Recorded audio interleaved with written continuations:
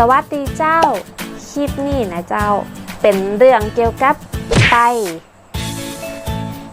ไปนอกจากจะแปลตรงตัวแล้วนะเจ้าว่าคือการไปข้างหน้าตามตัวเลยนะเจ้าก็ยังแปลว่าไม่อย่าในกำเมืองนะเจ้าส่วนมากจะใจกูกับจ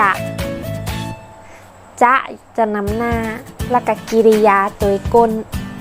ยกตัวอย่างนะเจ้าจะไปเนี่ยแปลว่าอย่าทำจะไปแปลว่าอย่าไปนั่งนะแปลว่าอย่านั่งนะไปกินเด้อแปลว่าอย่ากินนะจะไปปากแปลว่าอย่าพูดและมีแหบเยอะแยะมากมายเลยนะเจ้าก็ลองฝึกแต่งประโยคดูแล้วก็ฝึกอู้ดูเจ้าถ้าชอบคลิปนี้ก็อย่าลืมกดไลค์กดแชร์กดติดตามแล้วก็กดกระดิ่งจะได้บ่พลาดคลิปใหม่ๆและป้ากันใหม่คลิปหน้าเจ้าคลิปนี้ไปแล้วบ๊ายบาย